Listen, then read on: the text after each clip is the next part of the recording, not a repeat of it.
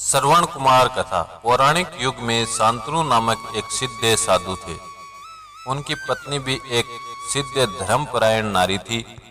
कहानी उस समय की है जब शांतनु और उसकी पत्नी बहुत वृद्ध हो चुके थे और उनकी आंखों की रोशनी भी चली गई थी। इन दोनों का एक पुत्र था जिसका नाम था श्रवण कुमार। श्रवण कुमार बहुत ही सरल स्वभाव का व्यक्ति था।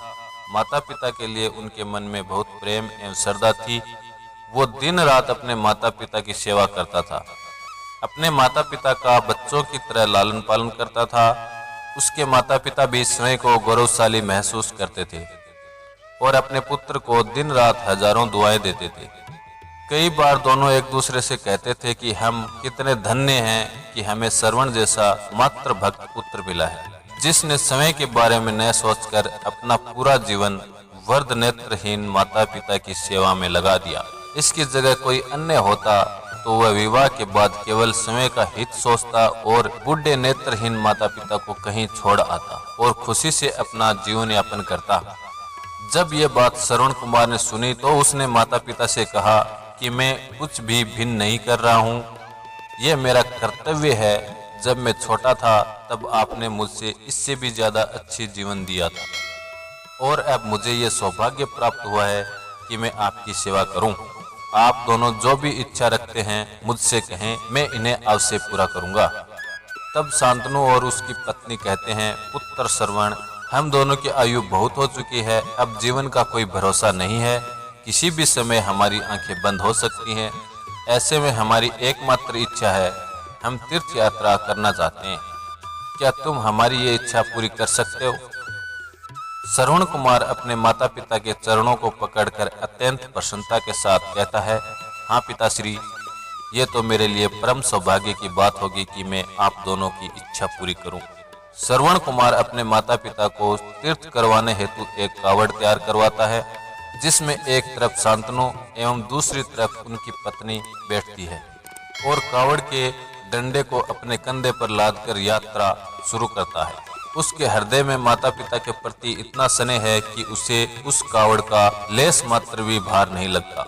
अपने पुत्र के इस कार्य से माता पिता का मन प्रसन्नता से भर उठता है और वो पूरे रास्ते अपने पुत्र श्रवण कुमार को दुआएं देते चलते हैं। तीर्थ यात्रा करते समय जब वो तीनों अयोध्या नगरी पहुंचते हैं तब माता पिता श्रवण कुमार से कहते हैं कि उन्हें प्यास लगी है।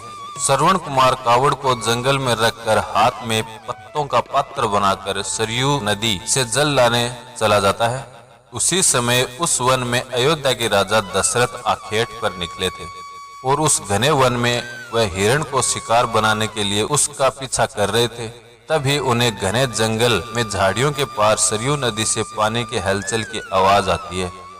उस हलचल को हिरण के पानी पीने की आवाज समझकर महाराज दशरथ शिकार के उद्देश्य से तीर चला देते हैं और उस तीर से श्रवण कुमार के हृदय को आघात पहुंचता है, जिससे उसके मुंह से पीड़ा भरी आवाज निकलती है, जिसे सुनकर दशरथ स्तब्ध रह जाते हैं और उन्हें अनहोनी का एहसास होता है और वो भागकर सरयू नदी के तट पर पहुंचते हैं, जहां वो अपने तीर को श्रवण के हृदय में लगा देखकर भयभीत हो जाते हैं और उन्हें अपनी भूल का एहसास होता है। दशरथ श्रवण कुमार के समीप जाकर उससे क्षमा मांगते हैं। तब अंतिम सांस लेता श्रवण कुमार महाराज दशरथ को अपने वृद्ध नेत्रहीन माता पिता के बारे में बताता है और कहता है कि वो प्यासे हैं, उन्हें जाकर पानी पिला दो और उसके बाद उन्हें मेरे बारे में कहना। और इतना कहकर श्रवण कुमार मृत्यु को प्राप्त हो जाते हैं। भारी हृदय के साथ महाराज दशरथ श्रवण के माता पिता के पास पहुंचते हैं और उन्हें पानी पिलाते हैं। माता पिता आश्चर्य से पूछते हैं, उनका पुत्र कहाँ है? वे भले ही नेत्रहीन हो पर वे दोनों अपने पुत्र को आहट से ही समझ लेते थे। माता पिता के प्रश्नों को सुनकर महाराज दशरथ उनके चरणों में गिर जाते हैं और बीती घटना को विस्तार से कहते हैं। पुत्र की मृत्यु की खबर सुनकर माता पिता रोने लगते हैं और दशरथ से उन्हें अपने पुत्र के पास ले जाने को कहते हैं। महाराज दशरथ कावड़ उठाकर दोनों माता पिता को श्रवण के शरीर के पास ले जाते हैं। माता पिता बहुत जोर से विलाप करने लगते हैं। उनके विलाप को देखकर महाराज दशरथ को अत्यंत ग्लानि का आभास होता है और वो अपनी करनी की क्षमा याचना करते हैं। लेकिन दुखी पिता शांतनु महाराज दशरथ को श्राप देते हैं कि जिस तरह मैं शांतनु पुत्र वियोग में मरूंगा, उसी प्रकार तुम भी पुत्र वियोग में मरोगे। इतना कहकर दोनों माता पिता मृत्यु को प्राप्त हो जाते हैं। महाराज दशरथ श्राप मिलने से अत्यंत व्याकुल हो जाते हैं और कई वर्षों बाद जब उनके पुत्र राम का राज्य अभिषेक होता है, तब माता कैकेयी के वचन के कारण राम, सीता और लक्ष्मण को 14 वर्ष का वनवास स्वीकार करना पड़ता है और इस तरह महाराज दशरथ की मृत्यु भी पुत्र वियोग में होती है।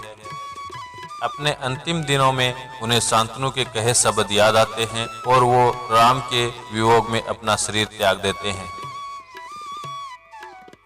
इस कहानी की शिक्षा, हमें यह कहानी यही शिक्षा देती है कि बिना लक्ष्य को देखे उसे भेजना कई बार आपको गलती का पात्र बना देता है और आप ना चाहते हुए भी दूसरों के दुख का कारण बन जाते हैं। ये थी श्रवण कुमार की कहानी। अपनी माता पिता की भक्ति के कारण श्रवण कुमार पुराणों में जीवित हैं। श्रवण कुमार सदैव ही अपनी मातृ भक्ति के लिए जाने जाते हैं। उन्हीं की कहानी सुनाकर माता पिता अपने बच्चों को संस्कारित करते हैं। रामायण महाकाव्य में ऐसे कई चरित्र हैं जो हमें वास्तविक जीवन को कर्तव्य का ज्ञान करवाते हैं और हमें धर्म एवं कर्म का सही मार्गदर्शन करते हैं।